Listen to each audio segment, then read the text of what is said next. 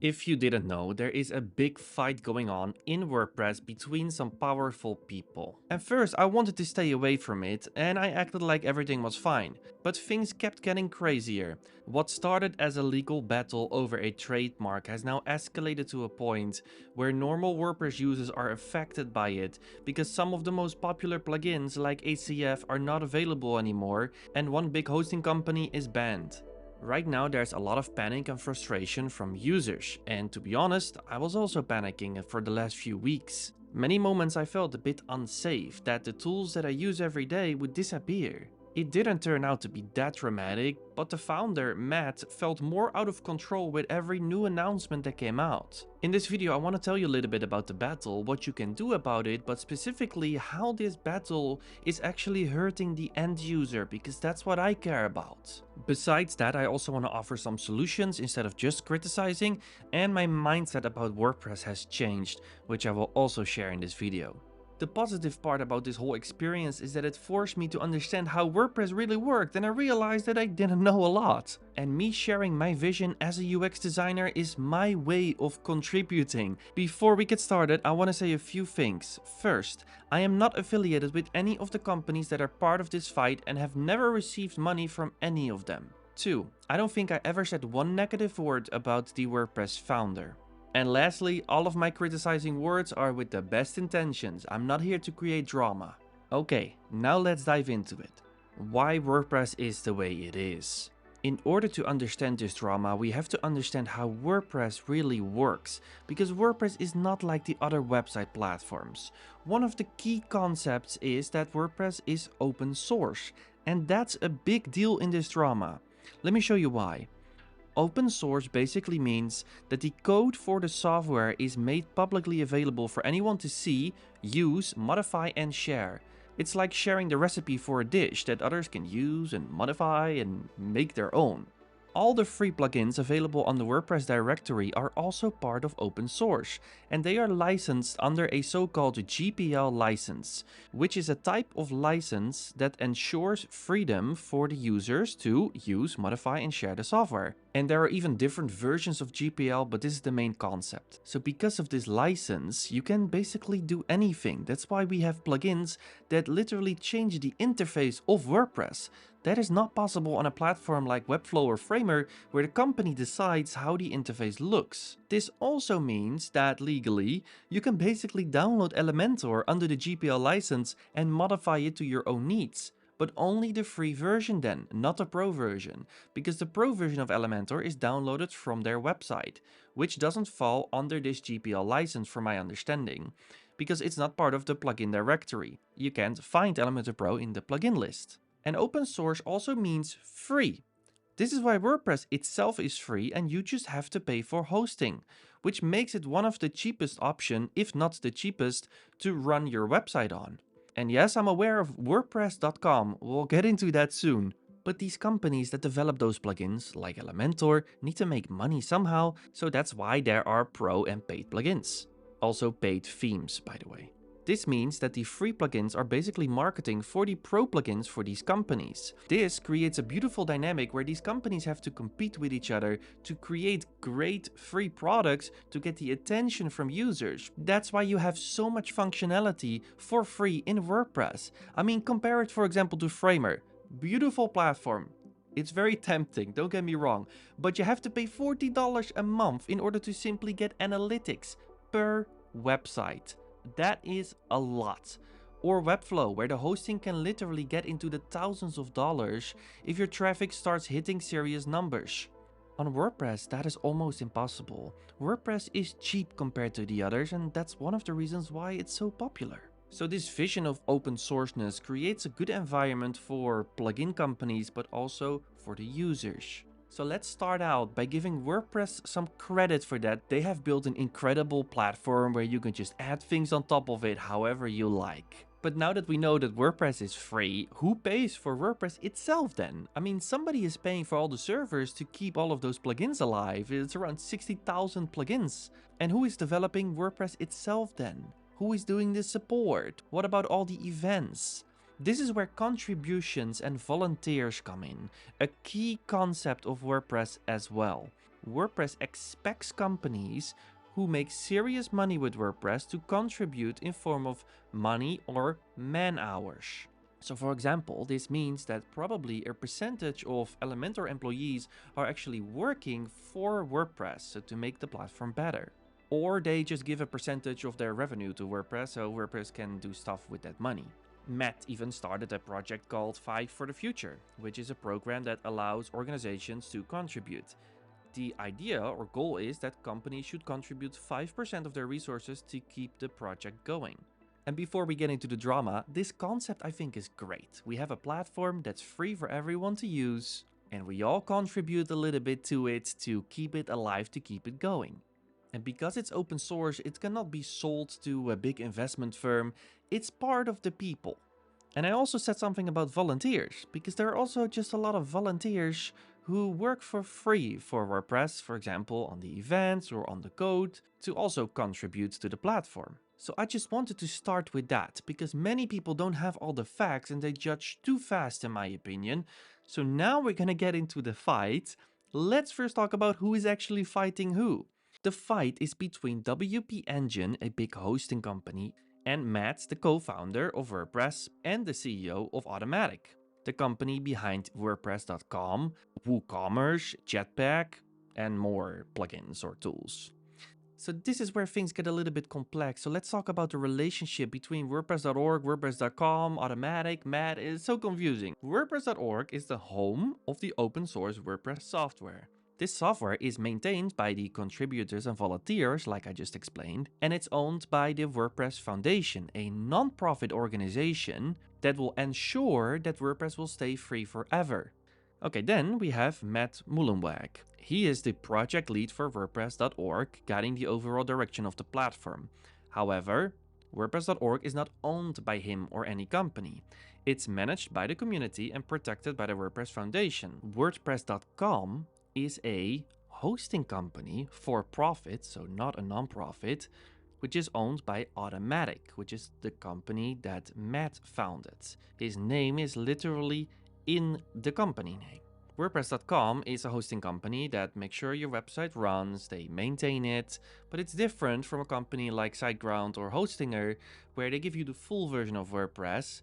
No, with WordPress.com you get a limited version of WordPress. And you have to pay quite a bit in order to unlock things. For example, installing plugins. That's free with the other hosting companies, but not on WordPress.com. But important to say, Automatic does not own WordPress.org. So Matt has like a dual role. He is a key figure in both the open source WordPress.org project and the for-profit company Automatic. So who makes the decisions then? Well, the short answer is mainly Matt, since he is the project lead for WordPress.org. I mean, that's the version we use every day. And then you have WP Engine, which is just another hosting company like the other hosting companies you know, and they also manage your website and have all kinds of features. And you can already see that this name here is quite confusing. We'll get into that in a minute. We can now talk about the drama. When things were still lovely.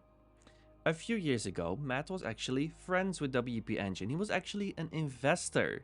When the dynamics started to change, WP Engine was bought by a big investment firm called Silver Lake. Matt wasn't happy about that and he sold his shares. This was in 2018. And then WP Engine got a new owner, new leadership, and they started implementing some tactics to basically squeeze out more money for their investors. I mean, that's often what these big investment firms do. They want to get a return on their investment. But the things that they did were against the vision of open source, which Matt is trying to protect. In a blog post, he said, Silver Lake doesn't give a dang about your open source ideals. It just wants a return on capital. So he's basically saying, don't give your money to WP Engine, vote with your wallet. He argued that a big investment firm like that can ruin an open source project in the long term. That's why Matt slowly turned so aggressive, because he felt like they were killing his baby, WordPress. This blog post was published on 17 September, which is the day that WordCamp US started. So he was calling out WP Engine for not being open source on the day the event started, where they were one of the main sponsors. He was also arguing in this blog post that they didn't contribute enough back to the WordPress project. Like many other companies, they contribute a lot more and they basically didn't do anything. They only cared about money. And I've heard from some trusted sources that even people within WP Engine, so employees of them, agreed with Matt. Not everybody in WP Engine agreed with the new leadership in that company, so we should not put WP Engine as evil here. Like in every company, not everybody agrees with its leaders. At the end of the day, it's a battle with powerful people at the top. So I just wanted to give that perspective. But Matt couldn't convince them. He even sent one threatening message to them right before the keynote, but then he said, I'm gonna deliver my presentation. And then in the presentation, he basically called out WP Engine directly and even put a photo of the board on his keynote. And he basically said, you're probably not gonna see them at the next WordCamp. That's what he said. And people were quite shocked that that happened because Matt is known as the nice guy. I mean, look at him. He's always smiling. He's always so nice. But then he comes out of the corner super sharp. But Matt's train had left the station. One day after WordCamp ended, Matt doubled down on what he said on stage. He posted a blog post on WordPress.org calling WP Engine a cancer to WordPress. Yes, you heard that right. And this is where things starting to get a little bit more crazy. I found some footage from the WP Engine office. This is what it looked like. It's horrible. 2 days later, WP Engine sends out a so-called cease and desist letter, basically asking Matt to stop making false and harmful statements against WP Engine. I'm not saying they're false, I'm not saying they're right. That's what they said. Next day, Matt did the same. He also sent a letter. He was like, if you send me a letter, I will send you a letter. But in that letter, Matt was mainly focusing on WP Engine abusing the trademark for WordPress and WooCommerce. The trademark is a big thing, so what is that exactly? Well, you know by now that WordPress is free to use, edit and distribute, but it doesn't give you the right to use the brand name for whatever you want. For example, if I want to sell t-shirts tomorrow with the WordPress logo on it, that would be illegal unless I have a trademark license, which costs money. Those trademarks exist to protect brands so that users are not misled. Which makes sense, you want to know what kind of communication comes from the actual company or not. But WordPress is open source software, so hosting companies can't put on their website like we sell WordPress or we sell hosting with WordPress on it. As long as they don't pretend they are WordPress themselves. And that's a key part. Because in Matt's eyes, WP Engine crossed many of those lines and basically abused the trademark. And I have to agree with him on this. For example, the copywriting. Instead of saying hosting for WordPress, WP Engine called their package WordPress Core Hosting. They used the logo too many times on their page, and of course the name WP Engine, there's WP in it. But that's not illegal. Actually, on their website, it said this: you're free to do whatever you want with WP. But then later they changed it and actually called out WP Engine directly. And they said, as long as it's not confusing. But that's of course subjective and it's really hard to fight in a court case. I think so. And with trademarks, it's not that if you make one little mistake, you have a big problem. It's often a list of things and then a company says like, okay, this is too much, now we're gonna sue you. Unless you pay for the license. Then there are still rules, but then it's better.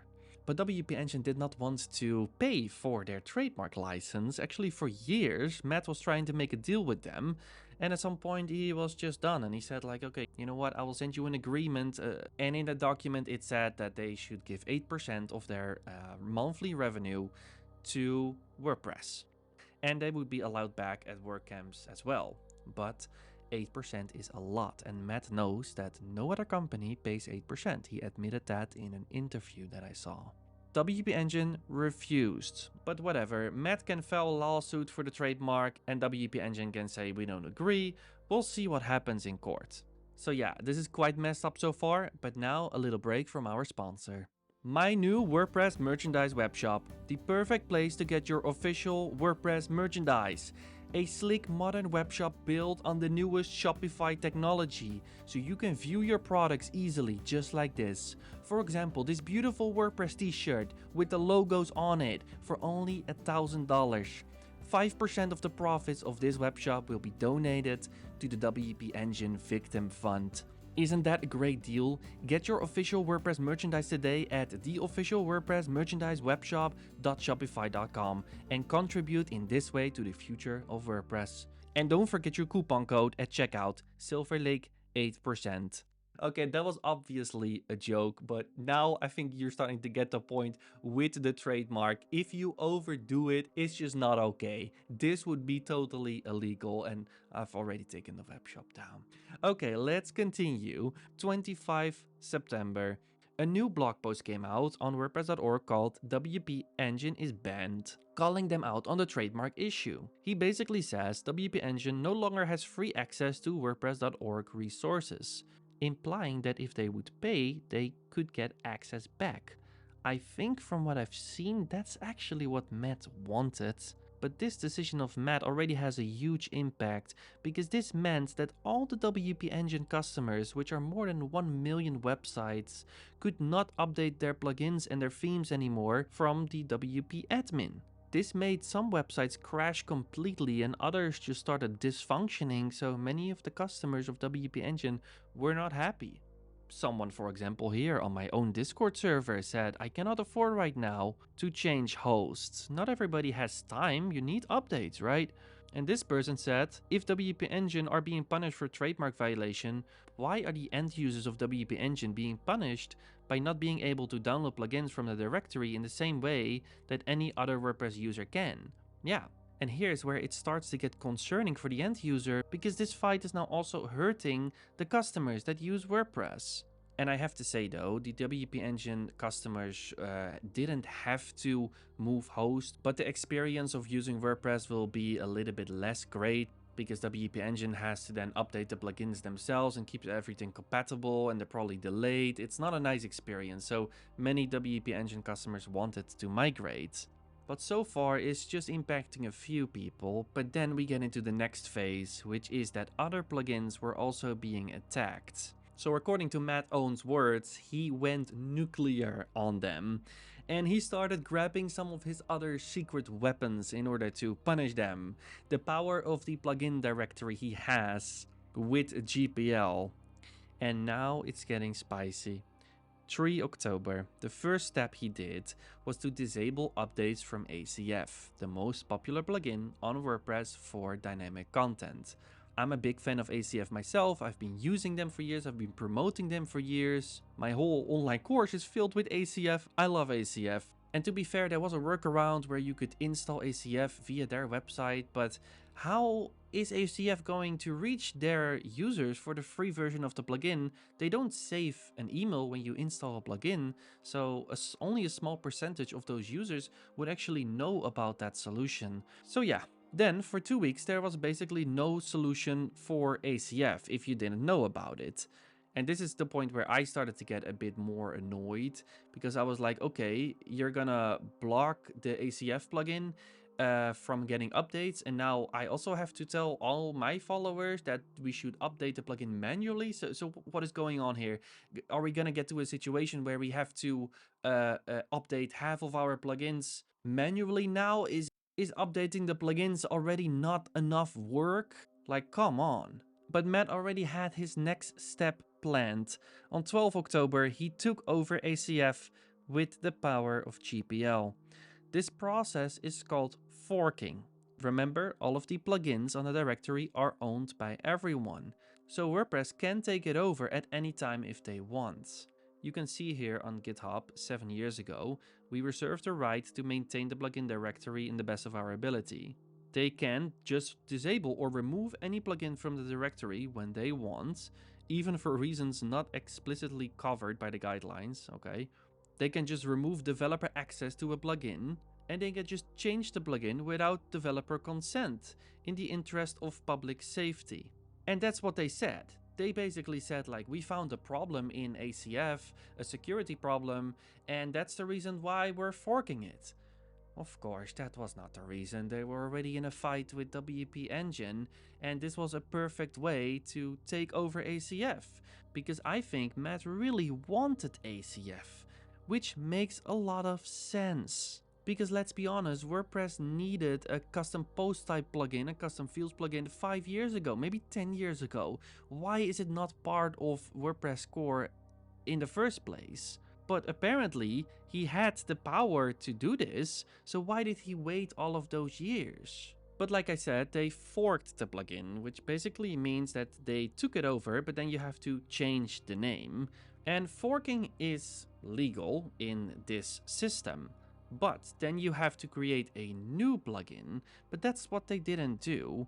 The new plugin, called Secure Custom Fields, because it's more secure than Advanced Custom Fields, already has 2 million installs and many reviews, which obviously is not possible in one day. So they did not just create a copy of ACF and introduce a new one, they literally took it over and kicked the people of ACF out. I asked ChatGPT if this is actually legal. ChatGPT said no. It basically confirmed what I thought. I'm not sure if ChatGPT is right, ChatGPT is not always right, and I'm not a lawyer, but I'm not the only one questioning this if that's legal. Forking is legal, but this is maybe not forking. I don't know. And many people share this opinion. This decision was not respected in the community, and many people got mad at Matt. WP Engine says they never gave permission for this takeover. Again, I'm not sure if it's actually legal for him to do this, but this never happened before in the history. I mean, that's at least what they say. But Matt may can get in trouble with this, because I watched an interview where the host basically asked him like, hey, did you warn WP Engine that this was going to happen? And he didn't really have an answer. You can watch the interview back. I, by the way, link all of the articles in the description if you're interested. But Matt probably didn't warn WP Engine that this was a consequence. And I personally think it's because it's not really related from a legal perspective. It was about a trademark, but then he used the power that he has with GPL to basically mess with them in other ways. And this was not just ACF. They banned all of the plugins from WP Engine. I'm not so sure if this is what open source is about, because open source basically means that you can just use the software for free. So why are they being punished by having their plugins removed from updates if they don't pay? I mean, I understand they have to pay for the trademark. That's a law, I understand. But the contributions, that's where it gets a little bit muddy. So let's talk about those contributions. Is not contributing illegal? From what I understand, it's no. It's just a bit morally wrong. It's like showing up to a birthday party where you know there's a lot of food and you're expected to bring a gift, but you show up with empty hands. You will still be accepted, but you will not be respected. So it's not so cool from WP Engine. They basically built their whole company on WordPress, even it's in their name, and they didn't give a lot back compared to other hosting companies, because Matt said that in his interview, that the other hosting companies give back a lot more. And again, when it's open source, you're doing it together. So Matt is trying to protect the open source ideals of doing this together. We're all contributing to make this better. I found another interesting article from the founder of Ruby on Rails, which is also an open source project. And he basically says that some companies contribute and some companies don't. It's completely up to them. And that's probably how it is with WordPress as well. And the way Matt compares contribution is also not fair in my opinion. In this interview, he constantly compares the hours per week contributed from his company Automatic and WP Engine. Automatic pays a lot of people to work for WordPress.org to make WordPress.org more successful. And he says that WP Engine doesn't do that. Well, they just send one person or 40 hours per week. And they contribute like a few thousand, a lot more. But this is not completely fair, because Automatic profits a lot from making WordPress.org better because they have WordPress.com. Because for beginners, what are they gonna do? They go to Google, they type in WordPress, of course they're gonna go to WordPress.com, and then they buy. They're not gonna just go to WP Engine. Could also be, but the fact that they have WordPress.com Just makes it very hard for a beginner to not think that that's the official platform where you can get WordPress, even though it's not the official, the full version of WordPress. It's the limited version, a lot more expensive. And so it's not fair to compare those contributions from those companies to each other, even though WP Engine should have contributed more. But WP Engine has also contributed more in different ways, for example by creating ACF, or another free plugin or tool that I use a lot called Local WP, where you can run a WordPress website locally on your computer. They also have other plugins like I showed you. They have sponsored events. It costs like 80 grand to be a big sponsor on a WordCamp event. And of course, I know you could say like, okay, they also do that for themselves. It's marketing, but not with everything. I mean, ACF and Local WP are great tools. The free versions are great. I never paid them a dime. Okay, I did buy ACF Pro, but on most websites I just use the free version. And with Local WP as well. So I think those are contributions. Again, they probably should have done more, but Matt really disregards those things as they are just for their benefit, which I don't agree with. But let's talk a little bit about the user's perspective, because I think that Matt forgot a little bit that all of the people like me didn't really know what was going on. I mean, now I spend time researching this for this video, but what we feel like, we just see two giant companies fighting over something, and then every day more tools that we use get removed. It's scary. It's a scary place to be. And I don't know if Matt really realizes that. So yes, I respect Matt for trying to defend the open source ideals, but he has taken this fight way too far. So is Matt completely wrong here? Well, I would say partly. I think many people are way too dramatic. People were saying like, oh, if your plugin becomes popular, then he just takes it. But that's not true. Matt has good relationships with many of these companies.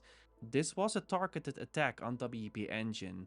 And many of the WordPress companies, they want to contribute because they believe in open source. And so I think that's not fair to say that Matt will come after you when you become too successful. And I think it's good for a leader to sometimes show your teeth. Just the way he did it here was way too much, way too aggressive. He could have just threatened them with the trademark and then leave all of the plugins out of this battle. And another thing where I think Matt's mindset is wrong from a user perspective is about the trademark situation. He basically says, if you pay for the trademark, then you can use it and we will not be too hard on you. And he even says that he pays for the trademark with WordPress.com, but paying for a trademark does not remove the confusion that users might have. And this leads me into my next section of this video, the hypocrisy.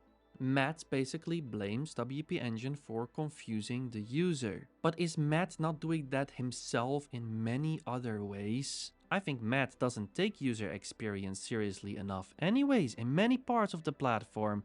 Let's talk about it with my biggest point. You already saw a little bit of it. My opinion on WordPress.com.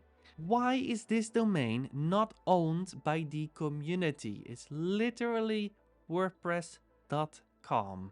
So I would suggest that Matt would stop calling out WP Engine for confusing the users as long as he has WordPress.com and he owns that. I think that domain name belongs to the community and he should not trick beginners into thinking that that's WordPress.org. The Gutenberg mess. Let's be honest, the way to build websites right now is also very confusing with Gutenberg. So Matt is also confusing users. I mean, look what we have. We have the old themes way of building a website. We now have Gutenberg with block themes on top of it. And we have page builders, of course.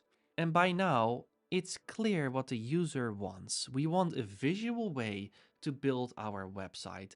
All of the platforms or all of the page builders inside of WordPress and platforms outside of WordPress have shown that that's what the user wants. Even developers, many developers are using no-code tools to build their websites. Some of them are more advanced and developer focused like Bricks and Webflow. Some of them are easier like Elementor. But this is how the general public wants to build a website without coding, and some people want to have more options to customize it. And WordPress has realized that way too late. They started with Gutenberg, changing it to making it a more customizable blog post with the introduction of blocks. And then they realized, okay, we need to go a step further. We need to go into full site editing, which is basically like a page builder, but then inside of a theme. Gutenberg itself is like half a page builder because there are many features missing in there. So you have to install a theme on top of Gutenberg in order to make it usable, because Gutenberg itself is really, really bare bones. So then, what is Gutenberg for a beginning user? Is it half a page builder? Is it a foundational block? And then you have to pick a theme, but what theme then? An old theme or a block theme? And then let's talk about those block themes. Apparently, when you install WordPress, you automatically get a block theme installed, because the default theme, called 2023 or 2024, is now a block theme, full site editing. First of all, why these confusing names? Just call it default theme. I've been using WordPress for 5 years and I didn't even know these themes are from WordPress. Of course, you can click on it and then see the developer name, but I didn't do that. And I think many people don't know. And secondly, why make a new theme every year? Do I now need to upgrade every year with the default theme? And why do I still have 2023 as the default when I install WordPress right now, when we're almost in 2025? Like, what happened to the 2024 version? And to make it even more confusing, when there's a new WordPress update, they give you this screen like, oh, this is what updated in WordPress, but they mix that with updates about the theme. So then you're like, wait, is this now in WordPress? No, it's only part of that theme. So only when you have their theme installed, then you have those features. So also the communication is so confusing. Another thing that's confusing is some quirky things in the interface. They're just so confusing for beginners. When you update a plugin, for example, it shows the progress just by showing you what it's doing in the background. I mean, is this Microsoft DOS from 1995? Like, that's literally what it looks like. Is a progress bar too much to ask? Those are just little things that annoy me. So now I want to offer some suggestions. As I said in the beginning of this video, it's not only criticizing. Sometimes my suggestions that I give to plugin companies actually have an effect. I don't have a lot of hope here for WordPress and I don't even know if everything is possible, but I'm going to try anyways. Contributions and plugin management. We all understand that WordPress isn't free to run. There should be money coming from somewhere, right? But maybe it's better to use peer pressure in order to get companies to do what you want. Instead of just banning them, maybe it's better if Matt would educate the public more, like, hey, look at all of the contributions that all of these companies made, and that's why we have this. And then the public would understand a lot more if he would not be happy with some other companies. But that's a more positive way to go about it. And if it's legal to let companies pay a percentage for simply using WordPress, then just do that and have clear boundaries. Like the App Store, for example, you have to pay Apple 15%. And maybe this is against open source and this doesn't work in WordPress. I don't know. It's just an idea. Hire good UX designers. Yes, we need more UX designers in the WordPress core team.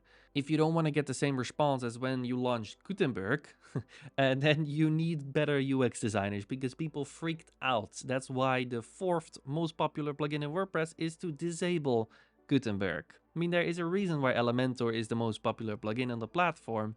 It is more intuitive.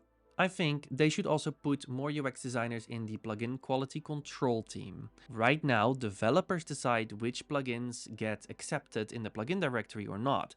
That results in some plugins being super unusable and not user-friendly at all. So why not have some rules for design when a new company wants to have their plugin in the directory? I mean, you should care about your users. That's how you do it. Quality control, not just from a development perspective. This is also a big one. Stop treating WordPress like a blogging platform. It's not 2010 anymore. I think that WordPress is used a lot more right now for simple business websites. They don't start with a blog. Maybe a blog is one feature that they have, maybe not. But why do we still have comments in the sidebar? I mean, come on. Why do we not have CPTs? Like I said before, we need custom post types inside of the interface. Why not just call it content types? Like this. and just have different content types there. And then people can make a blog when they want instead of just pushing the blog in our throat.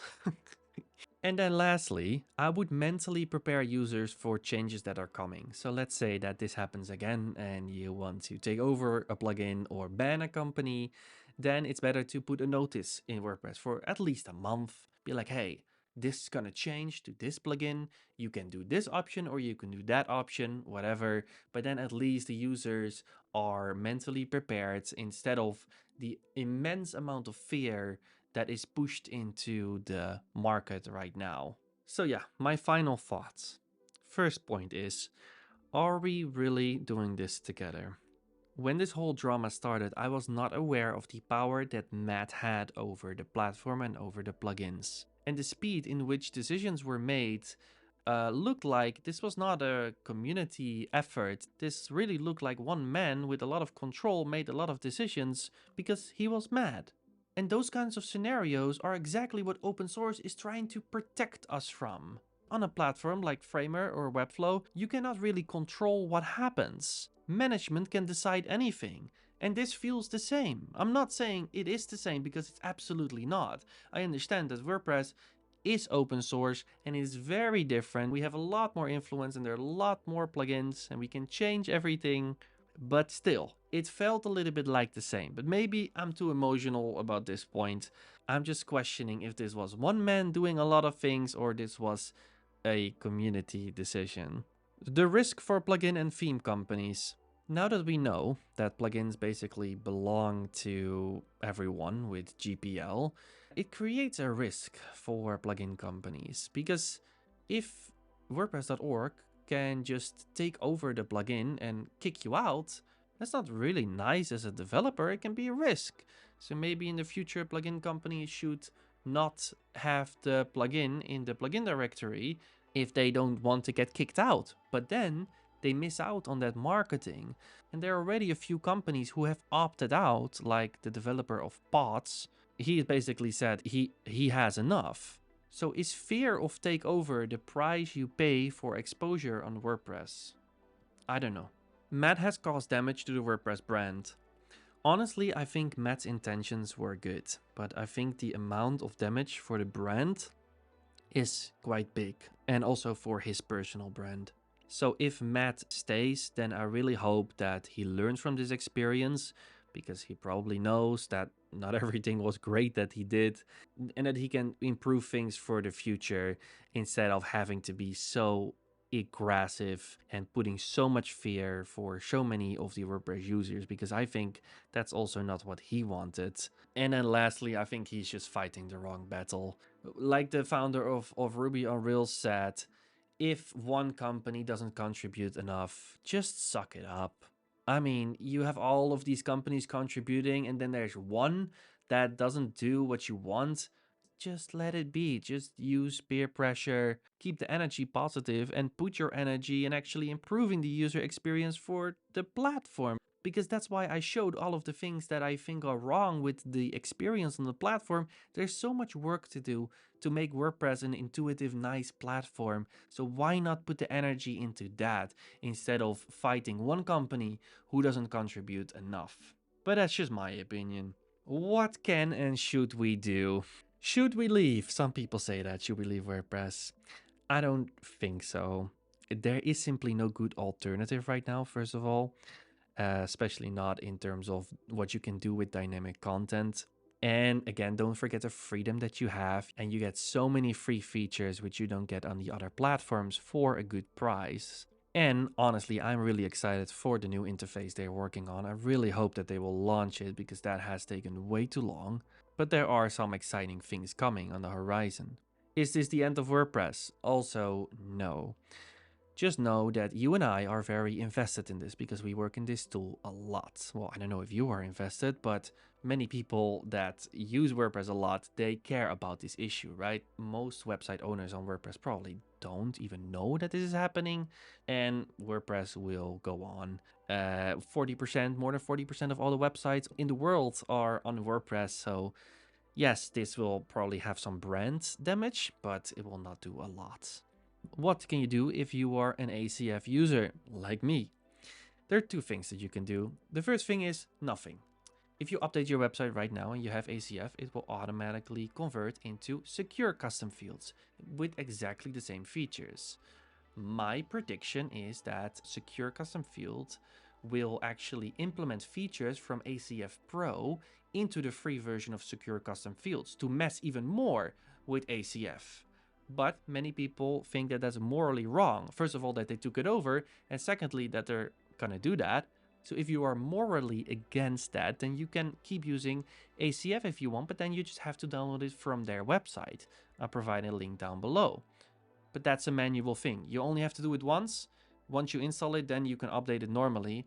But yeah, it's a little bit more work. But we don't know. Maybe what Matt did with this forking is illegal. If that's the case, then he has to give ACF back. And then we will convert it back to ACF. So I'm just gonna wait, to be honest. I'm just using secure custom fields right now, even though I know it's morally not okay and I don't think it's cool what he did. But this situation is not done yet, okay? So that's why right now I'm just using secure custom fields, but I will update you guys if I change my mind. So what am I going to do? Well, let me tell you that this drama made me realize what kind of platform I am a part of. I did not know that. I had to do so much research and discover all of these concepts, right? But now I know. But to be honest, I felt like a ping pong ball in the last month, being bounced left and right. We didn't know what was going on. I was scared. It was not a nice experience. And so I came to the conclusion that I should educate myself better on the tools that I am using so that I can be more intentional with my decisions. Personally, in life, I'm trying to be more intentional because when I was a little bit younger, I just went with the waves, but now I realize like, oh, I want to know why I do something. So I said to myself, from 2025, I'm going to explore more tools outside of WordPress, yes, but also inside of WordPress. You know, I have been a big fan of Elementor for years. I still like the tool, but as we all know, it's not perfect. I have some things that I don't like about Elementor, where it's going. But especially with this whole drama, I was just like, you know what? We're gonna explore. Do you remember that I made that video about why I use Elementor for 2024 and I made the analogy about the cruise ship? Well, now my plan is to go for some swims next year. I'm not gonna leave the ship, the WordPress Elementor ship, but I'm gonna go for some swims. I'm gonna explore. And I'm actually really excited to do that personally because I wanna get into live streams. I mean, right now I'm still in Bali. This is a rented studio. So I'm gonna go back to Europe and I'm gonna build my own studio. And after that, when I have everything and good internet, then I will start live streaming, and I want to use live streaming in order to explore other tools, but also in normal videos. I'm just excited about that, seeing what is out there, because then you can make good decisions about what tools you use. And I think that just will make me feel a little bit more safe, but also educated. Maybe I can even offer more things to my clients or better solutions for specific websites, whatever. That's a conversation for another video. Lastly, I want to thank some people for making this video possible. I think I spoke with 10 different people in order to get the information that I needed to make this video. I am not going to say their names because this topic is very sensitive, but you know who you are if you're watching, so thank you. And of course, thank you if you're still watching, because this was a long video. Let me know what you think in the comments about this whole situation, and hopefully I will see you in the next video.